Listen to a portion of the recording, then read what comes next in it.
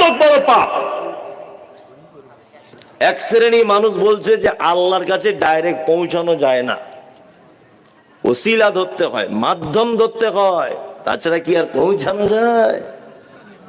ওই যে মমতাজুল ইসলাম শালা বিয়াদব, শালা হারামখোর, ওর জন্মের ঠিক নাই। ওই যেদিন হয় ওর মাপ বাড়ি ছিল না, নানান গালাগালি।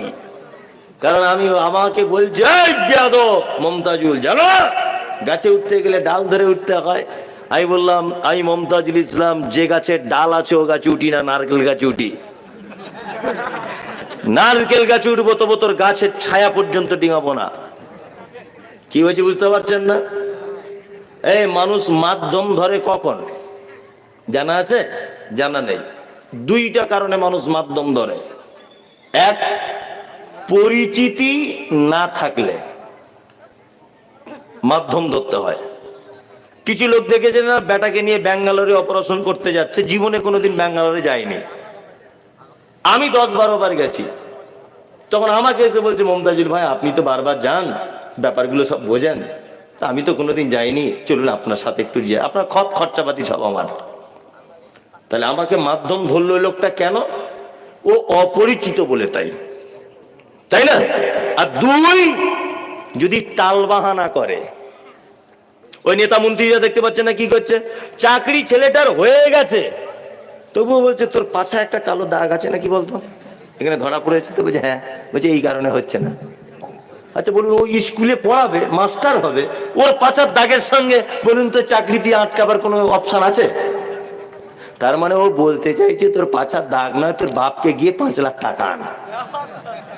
কি বলছি বুঝতে পারছেন না? বলছে তোর সব ভালো, তোর হাতে লেখা ভালো, তুই উত্তরও দিয়েছিস সব, কিন্তু তোর পাছায় দাগের কারণে আটকে যাচ্ছে। পাছায় দাগ ও তুই স্কুলে পড়াবে, তাও পাছার দাগের সঙ্গে কি সম্পর্ক? হ্যাঁ বলুন, কোন সম্পর্ক আছে?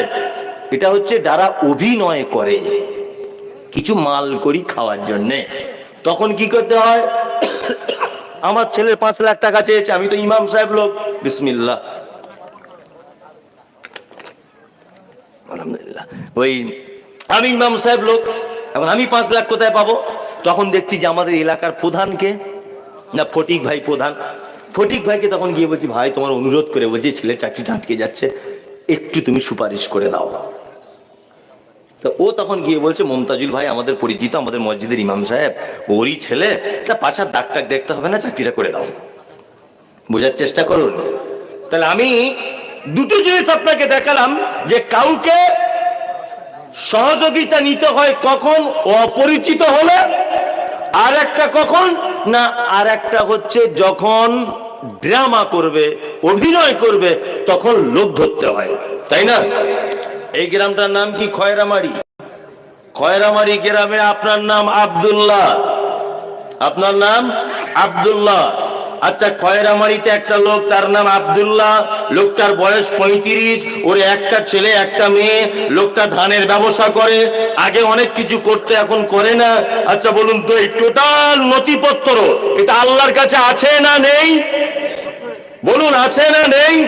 আছে। আপনি কি খান, আপনি কি পড়েন, আপনার কত ব্যালেন্স, আপনার মনের কথা সব আল্লাহ জানে কি জানে না? জানে। আপনার সঙ্গে আল্লাহর পরিচিত আছে না নেই? আছে। তা আপনার সঙ্গে যখন আল্লাহর পরিচিত আছেই আগে থেকে, তাহলে আপনি দালাল ধরতে যাবেন কেন? কথা বলুন, দালাল ধরতে যাবেন কেন? নাম্বার 2, আল্লাহ কি এরকম বলে, বান্দা আপনি পাপ করেছেন, রাতের অন্ধকারে দোয়া করছেন আল্লাহ তুমি আমাকে ক্ষমা করে দাও, মামাতো বোনের সঙ্গে আমি ইন্টু পিন্টু কিছু করে ফেলেছি, তুমি ছাড়া কেউ জানে না, আল্লাহ তুমি আমায় মাফ করে দাও। আল্লাহ কি উপর থেকে বলে নাকি প্রথমে বাবার কাছে পারমিশন নিয়ে এসো তারপরে? এরকম কোনো ব্যাপার আছে? কত বড় বোকা মানুষ। আচ্ছা বলুন তো দেখি, বাড়িতে সব থেকে মারে বাচ্চাকে কে? বলুন, মা, তাই না? মা মারে। তা মা আমাকে মেরেছে, খুব কাঁদছি, আমি কাঁদতে কাঁদতে আমার দাদির কাছে গেলাম। দাদিকে কি বলছি, দেখ না দাদি, মা কি বদমাইশ, সেটা গেলেই মারছে, খুব বদমাইশ। দুপুর বেলার দিকে দুধ পান করব, খুব খিদে পেয়ে গেছে। আমার দাদিকে গিয়ে বলছি, দাদি তুই এক কাজ কর না, আমার মাকে কি একটু বলে দে না যাতে আমার দুধ দেয়। আচ্ছা বলুন তো, কোনো মা যদি অরিজিনাল মা হয় আর তার দাদি গিয়ে যদি বলে বৌমা আহা ছেলেটাকে একটু দুধ দাও গো, খুব ক্ষুদে পেয়েছে ছেলেটার, বলুন তো অরিজিনাল মা যদি হয় কষ্ট পাবে কি পাবে না? পাবে। মা বেটাকে গলা জড়িয়ে ধরে বলবে, বেটা একটুখানি মারলাম বলে তুই তো দাদির মাধ্যমে আমার কাছে এলি, হ্যাঁ তোকে আমি কম ভালোবাসি পাগল? তা আল্লাহ 99টা মা তার থেকে বেশি মায়ের সমপরিমাণ ভালোবাসার থেকেও একটা বান্দাকে বেশি ভালোবাসে। মাঝে সাঝে একটু জ্বর হয়, মাঝে সাঝে একটু সর্দি কাশি হয়, মাঝে সাঝে একটু বিপদ আপদ হয়, তাই বলে তুমি মাজারে চলে যাবে? আল্লাহকে বাদ দিয়ে তুমি অন্য জায়গায় চলে যাবে? শিরক, মারাত্মক বড় পাপ। যখন ডাক্তারবাবু বাচ্চাকে ইঞ্জেকশন দেয় তখন বাচ্চা কি বলে, শালা ডাক্তার কত বদমাইশ, দেখ হ্যাঁ এলে ইঞ্জেকশন ঢুকিয়ে দিচ্ছে। বলবে কি বলবে না? বলবে। এখন মা যদি বলে, ডাক্তার সত্যি আপনি খুব বদমাইশ লোক, আপনি আমার বাচ্চাটাকে ইঞ্জেকশন দিলেন কেন? বলুন তো মা ভালো না খারাপ? মা বাচ্চার ভালো চাইলো না খারাপ চাইলো? খারাপ চাইলো। অরিজিনাল মা হলে এক কথা বলবে, কি বলবে? প্রয়োজন ইঞ্জেকশন দেন, অসুস্থ হবে। যখন হেলমেট ছাড়া গাড়ি চালাচ্ছেন পুলিশ ধরেছে, 500 টাকা ফাইন করে দিয়েছে, তো সাইডে দাঁড়িয়ে দাঁড়িয়ে গাল দিচ্ছে, কোন মায়ের যে সন্তান, একে যদি একা একা পাই না শেষ করে দিব বলছে না, 500 টাকা নিয়ে নিল। আচ্ছা বলুন তো, পুলিশ যে হেলমেট ছাড়া গাড়ি চালাচ্ছিলেন 500 টাকা নিয়েছে, আপনার ক্ষতি করেছে না উপকার করেছে? হ্যাঁ উপকার করেছে। হয়তো ক্ষণিকের জন্য হয়তো ভাবছেন যে আমার 500 টাকা চলে গেল, কিন্তু অ্যাক্সিডেন্ট হলে আপনার অবস্থাটা কি হতো? মাথাটা একদম সিঙ্গারার মতো হয়ে যেত, তাই না? তাহলে আপনার উপকার করেছে পুলিশ। কখনো মাঝে সাঝে যখন দেখবেন বড় বিপদ হচ্ছে, তখন ভাববেন বড় প্রাইজ রয়েছে উপরে, যেমন পরীক্ষা তেমন প্রাইজ। কি বলছি বুঝতে পারছেন না? হ্যাঁ, এমবিবিএস ডাক্তার পরীক্ষা দিচ্ছে, পাস করলেই 800 টাকা ফি, রুগী দেখবে। কেউ মাধ্যমিকে দিচ্ছে, ওর থেকে কম পরীক্ষা, ওর থেকে হালকা, তাই না? মাধ্যমিকে যে ও পাস করে বসে আছে, ও টোটো চালাবে, টোটো চালাবে। তাহলে পরীক্ষা যার যত কঠিন হবে তার ফলাফল তত কি ভালো হবে।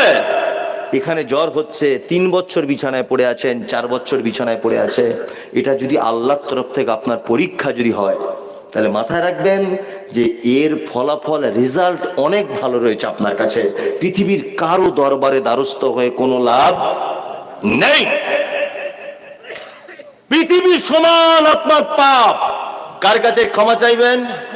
আল্লাহর কাছে। আল্লাহ তুমি ক্ষমা করে দাও, তুমি ক্ষমা করতে ভালোবাসো। ইনশাআল্লাহ আমরা শিরক করব না, ইনশাআল্লাহ। ইনশাআল্লাহ শিরক, এই যে লাল সুতো কালো সুতো,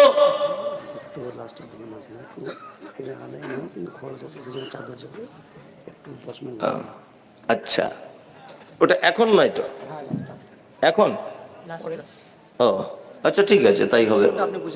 হ্যাঁ হ্যাঁ হ্যাঁ, যে কথা বলছিলাম শিরক, এটা হচ্ছে সব থেকে বড় পাপ। লোকমান হাকিম তার বেটাকে বলছে, বেটা কখনোই যেন শিরক করো না। এবার আপনাকে একটা কথা বলছি, আল্লাহ ছাড়া পৃথিবীতে কেউ রুজি বাড়াতে পারে কমাতে পারে, কোন জিনিস রুজি বাড়াতে পারে কমাতে পারে, কোন জিনিস একদিন মৃত্যু এদিক ওদিক করে দিতে পারে, এই বিশ্বাস আজও আমাদের দেশের মাটিতে আছে না নেই? ওই জন্য দেখবেন দোকানদার দোকান খোলার সাথে সাথেই ওর পাল্লার তলাতে দেখতে পাবেন একটা তাবিজ বাঁধা আছে। বলছে কি? বলছে বেচা কেনা বেশি হবে। নতুন দোকান করেছি, ইমাম সাহেব গেছে, তো বলছে একটা তাবিজ করে দেন যাতে বেচা কেনা বেশি হয়। তো ইমাম সাহেব দেখছে একটা কাস্টমার পেয়েছি, সাংঘাতিক চিজ। তো বলছে ভাই এ তো তাবিজ কড়াকড়ি ব্যাপার, 500 টাকা লাগবে। ও গান্ধী মার্কার নোট একটা বার করে দিল। ইমাম সাহেব বলছে তাবিজ করে দিব না, ওই শফিকুল, আশরাফুল, খায়রুল, মিজান সবার দোকান বন্ধ হয়ে যাবে, সব কাস্টমার তোমার দোকানে এসে লাইন দিয়ে বসে থাকবে। এখন দোকানদার দেখছে তাহলে তো বিশাল ব্যাপার। এখন দোকানদারকে তাবিজ করে দিল, মোটামুটি বেচা কেনা চলছে, যেমন চলে তার থেকে হয়তো বেড়েছে বা কমেছে, কিছু একটা হয়েছে।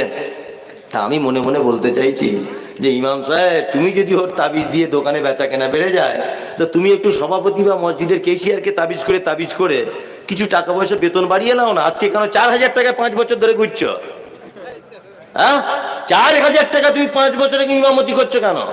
সভাপতিকে একটু তাবিজ দিয়ে করো, মাইনে বাড়িয়ে নাও। সব চিটার, যারা এই সমস্ত আছে সব চিটার। কাজী নজরুলের ভাষা কখনো মিথ্যা নয়।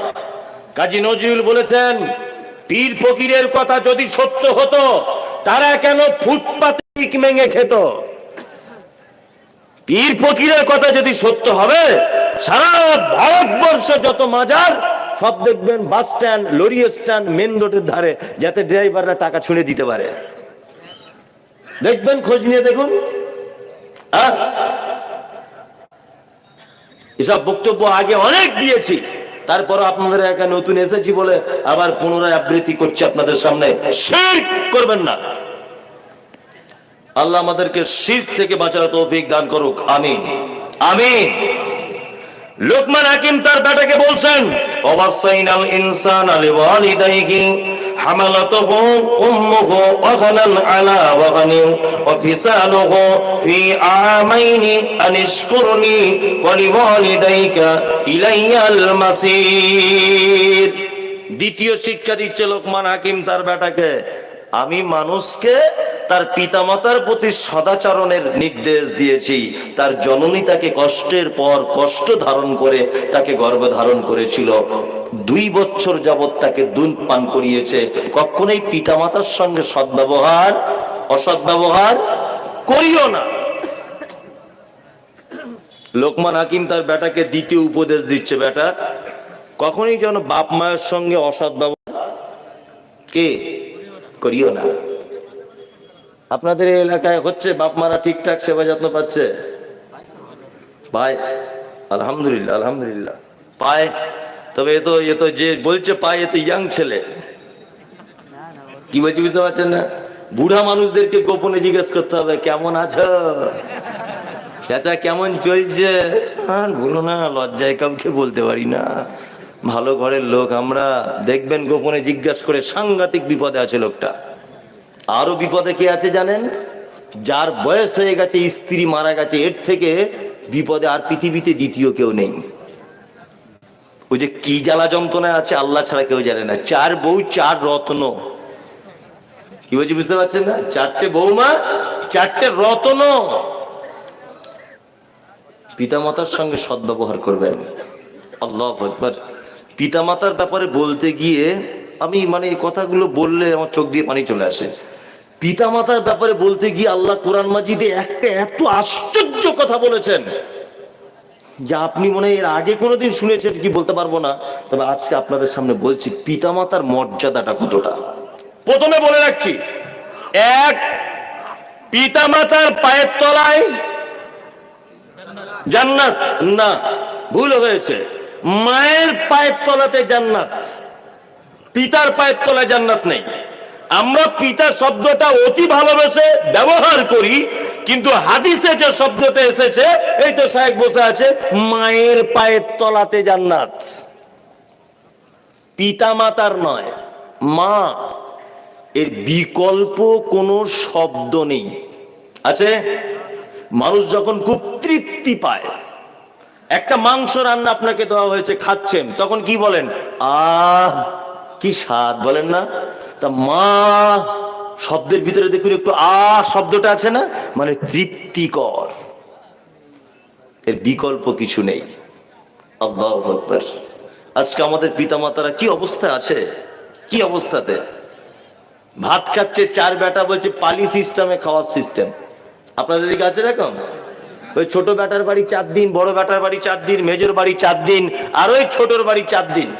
মানে মনে হচ্ছে ওর বাপ ইমাম সাহেব আর ওর মা মুয়াজ্জিন মসজিদের। আর যদি একদিন এদিক ওদিক হয়ে যায়, বৌমারা বড় বড় চোখ বার করে বলে, ক্যালেন্ডার দেখে খেতে পারো না, আজ ক তারিখ হলো? আবার কেউ কেউ বলছে, এই তো দাদুকে বল আমাদের তরকারি কি খুব মজা। এই ঘটনা ঘটে কি ঘটে না? ঘটে। আপনাকে এবার একটা সমীক্ষা দিচ্ছি, ভালো করে শুনুন। আপনার 4 বেটা, 4 জনা দিল্লিতে কাজ করতে গেছে, দিল্লিতে কাজ করতে গেছে। ঈদের 1 সপ্তাহ আগে বাড়ি আসবে বেটাগুলো, ঈদের 1 সপ্তাহ আগে বেটাগুলো বাড়ি আসবে। স্ত্রীকে ফোন করে বলছে, হ্যালো নাসিমা? তো বলছে হ্যাঁ। বলছে তোমার জন্য কিছু নিয়ে যেতে হবে, আমি তো মঙ্গলবারে গাড়িতে উঠবো, এই ঈদের দিনে বাড়ি যাব ঈদ করতে। তা বলছে আমার জন্য একটা জামদানি শাড়ি, মেয়ের জন্য দুটো প্যারালাল, ছেলের জন্য দুটো জিন্স প্যান্ট, আর আমার বোনের জন্য দুটো চুড়িদারের পিস, মানে শাড়ির জন্যে। লোকটা দিল্লির কোনো এক দোকানে কেনাকাটা করছো, স্ত্রী আবার ফোন করে বলছে হ্যালো, এই শোনো, কালারটা কিন্তু কাঁচা হলুদ কালার নেবে। ছেলের সাইজ জানো তো 32, মেয়ের ঝুলটা জানো তো এত। আর ভুলে যেও না আমার বোনের জন্য দুটো নিও কিন্তু। সব কেনাকাটা রেডি তোমার? তাড়াতাড়ি করো, ট্রেন মিস হয়ে যাবে তো। দিল্লি থেকে তখন ও বলছে তোমাদের সবার জন্য কেনাকাটা রেডি, শুধু আব্বার জন্য একটা লুঙ্গি নিচ্ছি আর মায়ের জন্য একটা শাড়ি। তখন ওর স্ত্রী খয়রামারি থেকে বলছে কেন, তোমার তিনটে আরো ভাই আছে, তারা দিতে পারে না, তোমার কি প্রতি বছর দিতে হবে? বাড়ি চলে আসো, তোমার বোনেরা চোখে দেখতে পায় না। ও বাড়ি চলে এলো। 4 ভাইয়ের একই অবস্থা। ঈদের দিন সকাল হলো, মসজিদের মাইকে তাকবীর হচ্ছে, আল্লাহু আকবার, আল্লাহু আকবার, লা ইলাহা ইল্লাল্লাহ, আল্লাহু আকবার, আল্লাহু আকবার, ওয়ালিল্লাহিল হামদ। তাকবীর হয় না? হচ্ছে। সবাই নতুন জামা পরে ঈদগাহে চলে যাচ্ছে। তোমার আব্বার 90 বছর বয়স।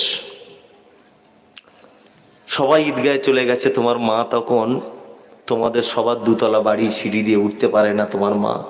4 ভাই যুক্তি করে তোমার মাকে মশারি টাঙিয়ে আমাদের সিঁড়ির ঘরের তলাতে রেখে দিয়েছে। তোমার মায়ের বয়স 85 বছর, উঠতে পারে না। তোমার মা কাঁপা কাঁপা গলাতে তোমার আব্বাকে বলছে, সাইফুলের আব্বা, আজকে ঈদের দিন তুমি তাও এখনো ঘরে বসে আছো? 90 বছরের তোমার আব্বা সেদিন বলছে তোমার মাকে যে আমি তো চোখে কম দেখি, কোন পাঞ্জাবিটা পরবো বুঝতে পারছি না। গত বছরকার তোমার বোনেদের দেওয়া একটা পাঞ্জাবি আলমারিতে ভরা ছিল।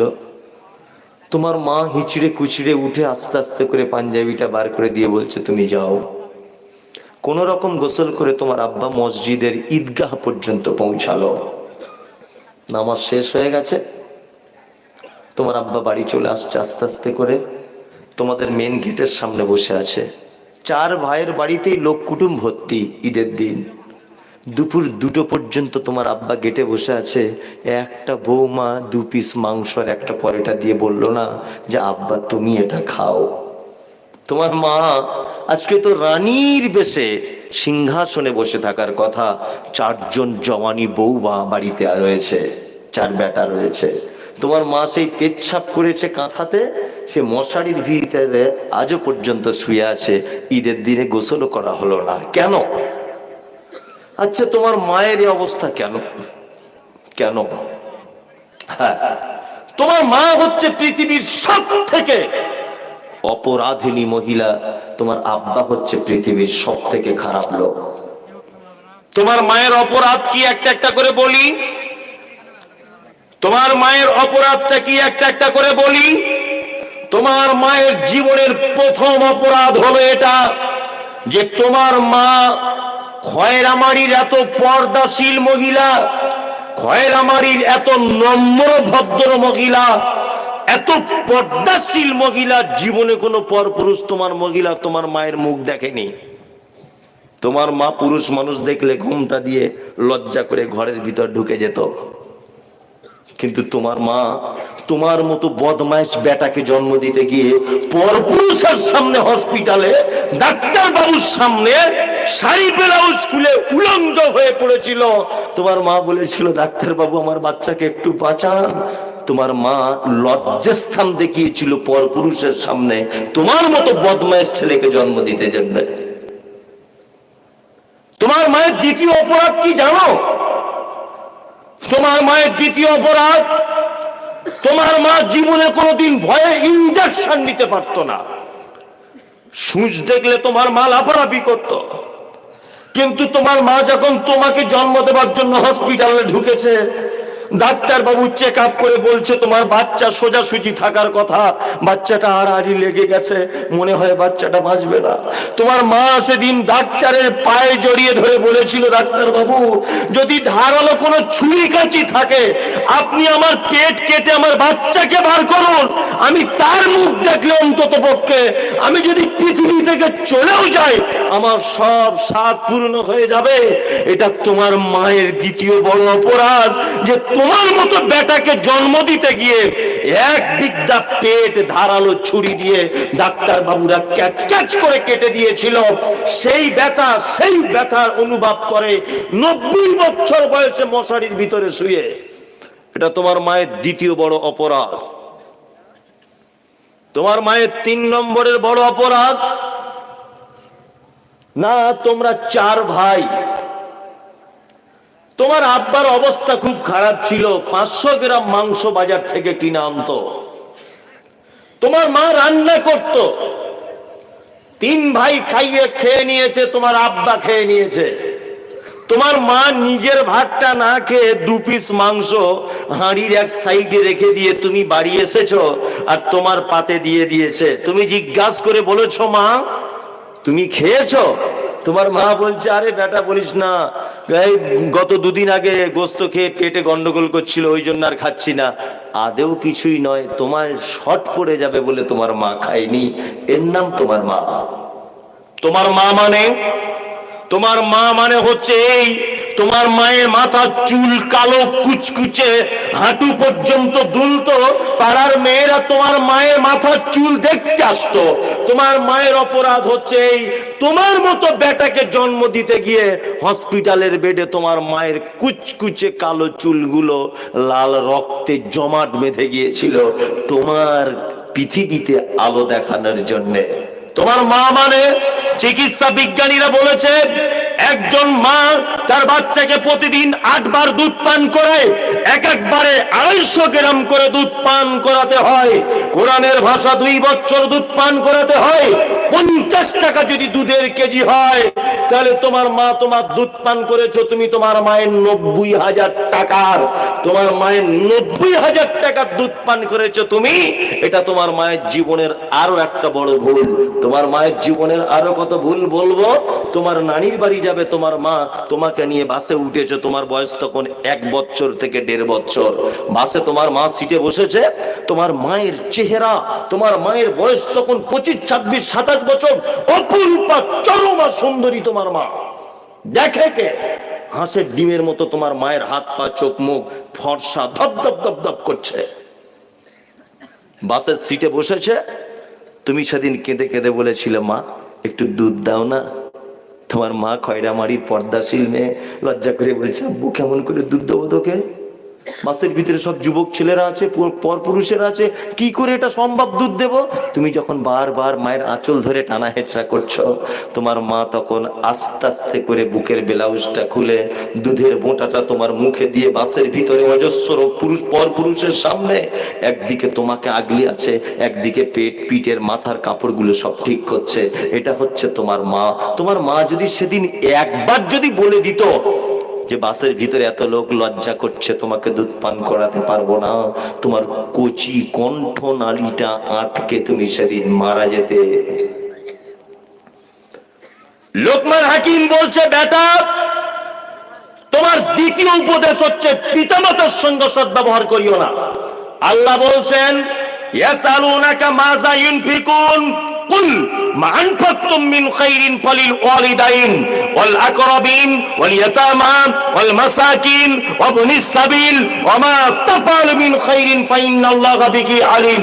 নবীজিকে জিজ্ঞাসা করা হচ্ছে নবী আপনি বলুন সারা পৃথিবীতে আমরা যত টাকা পয়সা ক্ষয় করি বা যত খরচা করার জায়গা, উত্তম খরচা করার জায়গা কোনটা? নবীজি বলছেন, আল্লাহ বলে দিচ্ছেন নবীকে আপনি প্রশ্নকারীদের উত্তরে দেন কুল, আপনি বলুন মা আনফাকতুম মিন খাইরিন ফালিল ওয়ালিদাইন। পৃথিবীতে খরচা করার উত্তম জায়গা সন্তান তার আব্বা মায়ের জন্য যে টাকা পয়সাটা খরচা করে এটা হচ্ছে পৃথিবীর উত্তম খরচা। কিছু বুঝলেন? জলসা থেকে যাওয়ার সময়তে আপনার মায়ের জন্য একটা ওড়না কিনে নিয়ে বাড়ি যান, ওড়না কিনে নিয়ে বাড়ি যান, দাম কত? 200 টাকা। ওই 200 টাকা আপনি জলসাতে দান করুন, 200টা নেকি হবে। আর আপনার মায়ের জন্য যদি একটা ওড়না কিনে নিয়ে এখন যদি আপনি চলে যান, ধরে নেন এখন 2 কোটিও নেকি হতে পারে, 2 লক্ষ হতে পারে, 200 কোটিও হতে পারে। কে দিবে নাকি? আল্লাহ। কখনোই এদের সঙ্গে অসৎ ব্যবহার করবেন না। পৃথিবীতে যদি ভালো থাকতে চান, পিতামাতার সঙ্গে অসৎ ব্যবহার করিয়েন না। অনেক বুড়ো মানুষদের কাছে তো গল্প শুনতে পাই, একদমই খারাপ ব্যবহার করিয়েন না।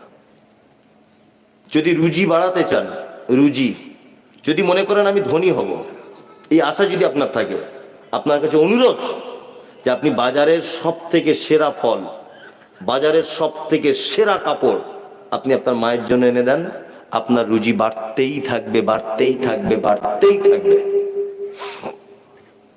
আপনার স্ত্রীকেও ভালোবাসুন সাথে সাথে, তবে দুটো ভালোবাসা এক জায়গায় করে দেবেন না।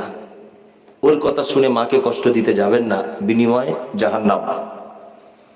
আল্লাহ পিতামাতার ব্যাপারে বলতে গিয়ে এমন একটা শব্দ ব্যবহার করেছেন যা পৃথিবীর অন্য কোনো পাপ বা নেকির ব্যাপারে শব্দ ব্যবহার করা হয়নি। আল্লাহ বলেছেন উফিউ আলা তানহারহুমা ওয়া কুল্লাহুমা কারীমা। তোমার মায়ের সঙ্গে এমন কথা তুমি যদি বলে দাও তোমার আব্বার সাথে, আর তারা যদি শব্দটুকু যদি বলে দেয়, তাহলে কিন্তু তোমার বড় বিপদ। আল্লাহ বলছেন কারিমা, নম্রতার সাথে, ভদ্রতার সাথে, শ্রদ্ধার সাথে তুমি তাদের সাথে কথা বলো। কখনোই যেন কটু কথা বলে তাদেরকে কষ্ট দিও না। ইনশাআল্লাহ আমরা মেনে চলবো, ইনশাআল্লাহ পিতামাতার সঙ্গে সদ্ব্যবহার করবো ইনশাআল্লাহ। চলুন লোকমান হাকিম তারপর আবার বলছেন ওয়া ইন জাহাদাকা আলা আন তুশরিকা বিমা লাইসা লাকা বিহি ইলমুন ফালা তুতি'হুমা ওয়া সাহিবহুমা ফিদ দুনিয়া মা'রুফা ওয়াত্তাবি' সাবিলা মান আনাবা ইলাইয়া সুম্মা ইলা মারজি'iকুম ফায়ুনাব্বিউকুম বিমা কুনতুম তা'মালুন। লোকমান হাকিম ৩য় নম্বর উপদেশ দিচ্ছেন, তারা যদি উভয় তোমাকে আল্লাহর সাথে কাউকে শিরিক করার ব্যাপারে যদি বাধ্য করে, তবুও তুমি তাদের কথা শুনবে না। দেখুন আপনাকে এবার একটা কথা বলি, মজার কথা। পিতামাতার কথা মেনে চলতে হবে, হ্যাঁ কি না? এতক্ষণ যা বললাম, হ্যাঁ। এখন আপনার বেটা হয়েছে, প্রথম বাড়িতে পোতা হয়েছে, দাদু দাদি খুব আনন্দ, তার রাতে খুব কাঁদছে, করে কাঁদছে রাতে খুব। তা আপনার মা বারবার বলছে যে ওই অমুক পাড়ায় একটা লোক গাছ দেয় না, ওই গাছ এনে যদি ওর কোমরে বেঁধে দেওয়া হয় তাহলে কাঁদবে না আর। শিরক, এটা কি শিরক। গাছ বেটে খাওয়ান এটা ঠিক আছে, কিন্তু বাঁধলে শিরক। এখন আপনাকে আপনার মা বারবার এই কথা বলছে, ওর কোমরে একটা গাছ বেঁধে দে, ভালো হয়ে যাবে। আপনার মা 1000 বার যদি বলে, মায়ের কথা শোনা যাবে না, একদম শোনা যাবে না। শিরকের ব্যাপারে যদি আপনাকে আহ্বান করে আপনার আব্বা মা, আপোষ করা যাবে না। বাচ্চা ছেলে রোদ্দুরে, শীতকালে রোদ্দুরে দেওয়ার আগে দেখছি এইখানে একটা কালো এরকম হাঁড়ির তলার কালি দিয়ে টিপ পরিয়ে দিয়েছে। আপনাদের এলাকায় দেয় বাচ্চাদের? শিরক, শিরক। যদি বলছি এটা শিরক হবে কেন? আপনার মা এই ধারণা করে পোতার এইখানে টিপ দিয়ে দিয়েছে যাতে কারুর নজর না লেগে যায়। কি বলছি বুঝতে পারছেন না? যাই হোক, আমি আলোচনা এখান থেকে আমাকে বারবার একটা কথা বলা হচ্ছে, আলোচনা আরো হবে। মাঝখানে একটা কথা বলে রাখছি, সেটা হচ্ছে এই, হ্যাঁ, যে এই যে একটা বিশাল আয়োজন দেখেছে, এর একটা কম বেশি খরচা হয়েছে, হয়নি? হয়েছে। ওই জন্য ছেলেরা চাদর নিয়ে যাচ্ছে, আপনারা দয়া করে চাদরে কিছু কিছু দেওয়ার চেষ্টা করুন। চেষ্টা নয়, সকলেই দেন। চাদর নিয়ে যান, কারা যাবেন যান। আর মহিলাদের ভিতরে যারা আছেন, আপনাদের কাছেও অনুরোধ মায়েরা, যে আপনারাও অবশ্যই আল্লাহর রাস্তায় এই ভালো কাজে কিছু সহযোগিতা করেন। যাই হোক, তারপরে আল্লাহ তাআলা বলছেন, ইয়া বুনাইয়া ইন্নাকা ইন তাকু মিসকালা হাববাতিন মিন খারদালিন ফাতাকুন ফি সাখরাতিন আও ফিস সামাওয়াতি আও ফিল আরদি ইয়াতি বিহাল্লাহ ইন্নাল্লাহা লাতীফুন খাবীর। লোকমান হাকিম তার বেটাকে বলছে, বেটা, পাপ, গোনা বা পাপ এটা যদি সরিষার দানা সমপরিমাণও যদি হয়, আর সেটা যদি পাহাড়ের কোন গর্তের ভিতরে যদি লুকিয়ে হয়, আমি জানি যে দানের কথা বললে একটা মানুষ আর বুঝবে না। কি বললাম বুঝলো? তার একটা মানুষ বসানো যাবে না, সব মানুষ পালাবে। জি, চাদরটা নিয়ে যান, স্টেজে আসতে হবে না, খুশি হলে দেন। যদি মনে করেন যে দিতে হবে কিছু তাহলে দেন, আর যারা চলে যাবেন তো চলে যান, আলহামদুলিল্লাহ, কোনো সমস্যা নেই। লোকমান হাকিম তার বেটাকে আবার বলছেন, বেটা, পাপ ছোট হোক বা বড় হোক, তুমি তার থেকে নিজেকে আটকাও, আর সেই পাপ এটা মাথায় রেখে দিও, যদি পাহাড়ের কোন গুহার ভিতরেও সেই পাপকে যদি চুপিয়ে রাখা হয়, তবু আমার আল্লাহ কি করেন? কি খবর রাখেন। কোরআনে কিছু কিছু শব্দ আছে সত্যি খুব মানে আশ্চর্য শব্দ, যেমন লতিফুল খবীর। লতিফ মানে একেবারে সূক্ষ্ম জিনিস, এরও খবর রাখেন কে? আল্লাহ। সারা পৃথিবীর সব থেকে বড় প্রাণী, তার নাম ধরে নেন হাতি। এত বড় প্রাণী, সে প্রত্যেক দিন কুইন্টাল কুইন্টাল কার খাবারের প্রয়োজন হয়, কিন্তু পিপিলিকা একটা সামান্য প্রাণী, আল্লাহ বলছে তারও যদি খাবার প্রয়োজন হয়, আমি আল্লাহ আসমান থেকে সেটা ব্যবস্থা করে দিই। তার ক্ষুধা লাগলে কতটা খাবারের প্রয়োজন, আমি আল্লাহ সেটা উপর থেকে ব্যবস্থা করে দিই।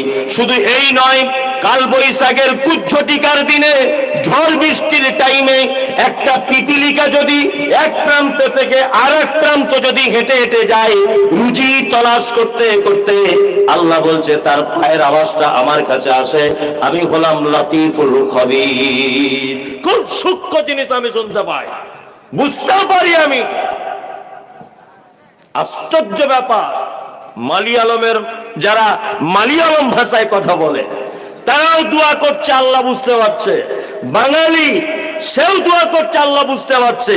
তেলেগু সেও দোয়া করছে, আল্লাহ বুঝতে পারছে। জি, একজন বোবা সে হাত তুলে নিজের মনের কথা বলতে চাইছে, সেটাও কে বুঝতে পারে? আল্লাহ বুঝতে পারে। পাপ ছোট হোক বা বড় হোক, তার থেকে বাঁচার চেষ্টা করি ইনশাল্লাহ, বাঁচার চেষ্টা করি ইনশাল্লাহ। কয়েকটা পাপের কথা বলে দিচ্ছি এবারে, এই পাপগুলো থেকে বাঁচুন, অবশ্যই বাঁচার চেষ্টা করুন। এক, আমাদের নবী মুহাম্মদ সাল্লাল্লাহু আলাইহি ওয়াসাল্লাম তিনি বলছেন, মান কানা ইউমিনু বিল্লাহি ওয়াল ইয়াউমিল আখির, ওই লোক কিয়ামতকে বিশ্বাস করে না, ও আল্লাহকেও বিশ্বাস করে না, কে সে? ফালইকরিম যাইফাহু, যে তার মেহমানের সঙ্গে অসৎ ব্যবহার করে। আমাদের পাড়া গ্রামের অধিকাংশ মানুষের বাড়িতে রিপোর্ট নিলে পাওয়া যাবে যে ভাইয়ের সঙ্গে তার সম্পর্ক খারাপ, বোনেদের সঙ্গে কোনো সম্পর্ক নেই আজকে 12 বছর, কারণ ওরা জমি ভাগ করে নিয়ে চলে গেছে। তাই তোর বাপের জমিও পাবে না, হ্যাঁ, বাপের জমি পাবে না। আপনার স্ত্রী তো বোনেদের কথা বললে তেলে বেগুনে ওঠে, ওদের কথা একদম মুখে আনো না, সব সয় সম্পত্তি গুলো নিয়ে চলে গেল, তাহলে যাবে না? তার বাপের জমি সে ভাগ পেয়ে চলে যাবে না? আশ্চর্য ব্যাপার। বলুন, জমি জায়গা নিয়ে গেছে বলে বাপের বাড়িতে আর বাপের ভিটেতে ঢুকতে পারে না, এরকম একসার ঘটনা আছে না নেই? আছে, অথচ কোনো ব্যাপারই নয়। আবার অনেক মানুষ খারাপ মনে করে, দেখ শ্বশুরের সম্পত্তি বিক্রি করে নিয়ে এসেছে মানে তার স্ত্রীতে এমনি পাবে, এটা আল্লাহর অর্ডার আছে, সে বিক্রি করতেই পারে। অধিকাংশ আমাদের ভিতরে আত্মীয়তার সম্পর্ক একদম ভালো নাই, একদম ভালো নাই। মানে আমরা খুব জ্ঞানী লোক, চালাক লোক। তো মেয়ের শ্বশুর যখন আসে, মেয়ের শ্বশুর বড় বড় মাছের মাথা, আর সে কলিজা ভুনার তরকারি, আর ফোলা ফোলা লুচি, আর ওই শৈলেনের দোকানের বড় বড় রসগোল্লা। কারণ না, মেয়ের শ্বশুর এসেছে, তাই সেখানে আমার মেয়ে আছে। আর বৌমার যখন বাপ এসেছে, ওর মুখে যেন মেঘ করেছে। কি বলছি, বুঝতে পারছেন না কথাটা? বৌমার বাপ এসেছে, ওই লোকটারই দেখছি মুখে মেঘ হয়েছে, বৃষ্টি হওয়া সম্ভব না, কিছুই নাই। এরকম লোক খুঁজে পাওয়া যায় কি যায় না? যায়। এ কেমন আত্মীয়তা?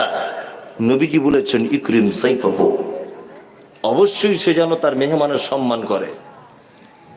আমি আপনার বাড়িতে যদি যাই, আপনি আমার বাড়িতে যদি আসেন, অবশ্যই আপনার উপর আমার একটা হক, আমার উপর আপনার একটা হক আছে, মেহমান আর মেজমান। ওই জন্য আপনার কাছে বিনীত অনুরোধ, নবীজি বলেছেন মেহমানের সঙ্গে অসৎ ব্যবহার করা, আত্মীয়তার সম্পর্ক ছিন্ন করে দেওয়া, এটা পৃথিবীর বড় পাপের ভিতরে একটা পাপ। দুই, আল্লাহ নবী সাল্লাল্লাহু আলাইহি ওয়াসাল্লাম বলেছেন, ওমান কানা ইউমিনু বিল্লাহি ওয়াল ইয়াউমিল আখির ফালইউজি জারাহু। ওই লোক আল্লাহকে বিশ্বাস করে না, ও কিয়ামতকেও বিশ্বাস করে না। বলছে কে সে? যে তার আত্মীয় বা তার পাড়া প্রতিবেশীর সঙ্গে অসৎ ব্যবহার করে। পাড়া প্রতিবেশীর সঙ্গে তো আমাদের কারোর সঙ্গে কারোর কথা নাই। এ ডান দিকে চললে ও বাম দিক দিয়ে দেখছি ঘুরে ঘুরে আসছে, এরকম আছে না নেই? আবার দেখছি লোকটা তসবিহ হাতে করে মসজিদেও যাচ্ছে, যাচ্ছে না? আবার দেখছি লোকটা দাড়িওয়ালা, টুপিওয়ালা, মুসল্লি লোক, অথচ প্রতিবেশীর সঙ্গে তার কোনো সম্পর্ক ভালো নাই। নবীজি বলছেন একটা লোক মারা গেল, তার প্রতিবেশী 40 জন লোক যারা কখনো আল্লাহর সঙ্গে কাউকে শরীক করেনি, এইরকম 40 জন লোক যদি তার পক্ষে কথা বলে যে লোকটা খুব ভালো ছিল, তাহলে আশা করা যায় ওই 40 জনের রায় অনুযায়ী আল্লাহ সুবহানাহু ওয়া তাআলা রায় হলে হতে পারে। আর 40 জন মানুষ যদি এরকম বলে, তাহলে মরে গেছে, ঠিক হয়েছে, মরে গেছে, খুব হয়েছে, পাড়াটা খুব জ্বালিয়ে খাচ্ছিল, এরকম বলে কি বলে না? বলে। এইরকম যদি বলে দেয়, তাহলে তার অবস্থা খারাপ। আল্লাহ নবী সাল্লাল্লাহু আলাইহি ওয়াসাল্লাম বলেছেন, কোন প্রতিবেশী যেন আর একটা প্রতিবেশীর দেওয়ালে কাঠ, কুঞ্চি, এই জাতীয় কোন জিনিস যেন রাখতে নিষেধ না করে। এই মমতাজুল ইসলাম গরিব মানুষ, আমার বাড়িতে কল নেই, তা আমার স্ত্রী দুদিন আপনাদের বাড়িতে পানি আনতে গেছে, তা আপনার স্ত্রী বলছে, বুবু আজকে দুদিন তো হয়েই গেল, এবার তোমাদের কলটা সারো, আমাদের কলে আর আসতে হয় না, এলে কল খারাপ হয়ে যেতে পারে। অথচ ওদের বাড়ির 35 জন অটোমেটিক কলটা ধরে এরকম করে চাপছে, তখন কল খারাপ হয় না। আমার বউ দুদিন গেছে বলে কল খারাপ হয়ে যাবে? হ্যাঁ, আল্লাহ আপনার ব্যাপারে বলতে গিয়ে বলেছেন, ওয়ায়ামনাউনাল মাউন, ওয়ায়ামনাউনাল মাউন, ওদের জন্য দুর্ভোগ, ওদের জন্য অকল্যাণ, যারা তার প্রতিবেশীকে সামান্য উপকার করা থেকে নিজেকে হটিয়ে রাখে। নবীজি বলছেন ওর তো ইমানই নেই যে প্রতিবেশীর সঙ্গে অসৎ ব্যবহার করে। নাম্বার 3, আল্লাহ নবী সাল্লাল্লাহু আলাইহি ওয়াসাল্লাম তিনি বলছেন কি, যে যার জবান আছে মিষ্টি কথা বলে, নতুবা সে চুপ থাকবে। জবান আছে বলে উল্টো পাল্টা কথা বলা যাবে না। হ্যাঁ, জবান আছে, ক্ষমতা প্রয়োগ করতে যাবেন না, কাউকে গালাগালি কটু কথা বলতে যাবেন না। আগেই আপনাকে প্রথমে একটা কথা বলেছিলাম যে মানুষের দেখে সব থেকে নিকৃষ্ট জিনিস কি? জিহ্বার হৃৎপিণ্ড। সব থেকে উৎকৃষ্ট জিনিস কি? জিহ্বার হৃৎপিণ্ড। আপনি ভাষা খারাপ করিয়েন না। ভিখারি এসেছে বাড়িতে, অভাবী লোক এসেছে, আল্লাহ নবী সাল্লাল্লাহু আলাইহি ওয়াসাল্লাম বলছেন তুমি যদি ভিক্ষা দিতে নাও পারো, তাহলে এক কাজ করো, ফালিয়াকুল খাইরান আওলা। আল্লাহ নবী সাল্লাল্লাহু আলাইহি ওয়াসাল্লাম বলছে আফজালুল কওল সাদাকাতুন, উত্তম কথা বলো তাকে। দেখুন, ইসলাম শুধু দাওয়াত আর তাবলীগের মাধ্যম দিয়ে কিন্তু আসেনি। ইসলাম শুধুমাত্র মানুষের কাছে কোরআনের দাওয়াত, এর মাধ্যমে শুধু ইসলাম আসেনি। ইসলাম কিন্তু এসেছে অনেকটা ব্যবহারের দিকেও নির্ভর করে। মুহাম্মদ সাল্লাল্লাহু আলাইহি ওয়াসাল্লামের অনেক ব্যবহারের কারণেও মানুষ মুগ্ধ হয়ে ইসলাম গ্রহণ করেছে, করেছে না? করেছে। জবান যে কোনো জায়গায় ব্যবহার করিয়েন না, একটু ভালো জায়গাতে ব্যবহার করার চেষ্টা করুন। যাই হোক, রাত্রি অনেক হলো, মানে এখনকার কোনো জলসা 11টা, খুব জোর হলে 12টা পর্যন্ত যায়। মানে মানুষ তো সব ব্যস্ত, সকাল হলে কেউ দার্জিলিং যাবে, কেউ জার্মান, জাপান, সব